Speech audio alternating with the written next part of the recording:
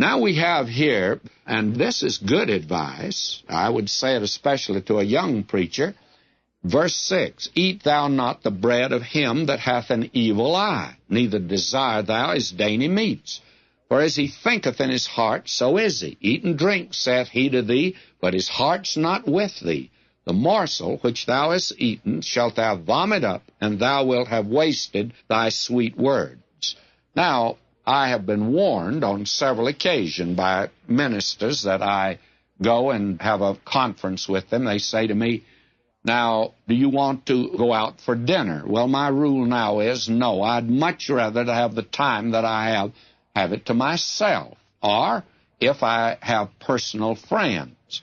And then sometimes the preacher will say, now, you will be invited to dinner by so-and-so, but you be very careful if you go there what you say, because they are name droppers, as you'll find out. And what they want to know, they're going to ask you, they always do certain questions.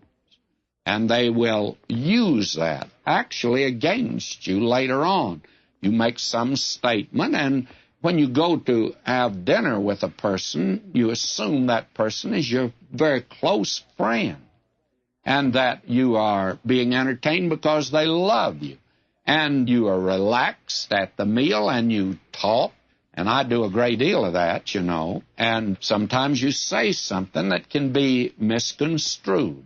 And I had that unhappy experience not too long ago, and I found out that that couple used certain things that I said about a very personal friend of mine. And actually I was kidding, because I loved the brother. In fact, he and I played golf together. And he said to me, what was it you said about me? And I told him what I said, and he laughed. I mean, he says, but you know, he said, they gave it a little twist. But he says, you know, I went over to see them, and I discovered that what I said about you will be coming back to you.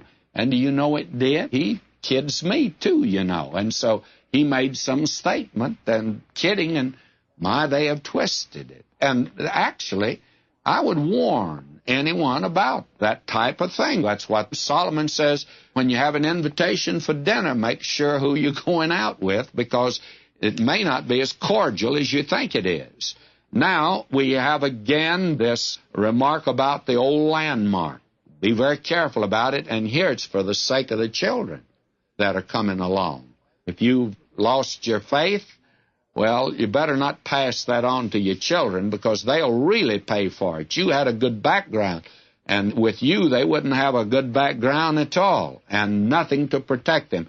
And my feeling is, as Dr. Machen once said, he said, America is coasting downhill on a godly ancestry. Now, we saw that crowd. That was my crowd. We had a godly ancestry. Now, my generation didn't give that to their children, and as a result, it's my generation that came along and produced this generation today that we're blaming for everything. Actually, I think we're the ones. We're coasting downhill on a godly ancestry, and these kids just don't have that godly ancestry, and God have mercy on them because of it.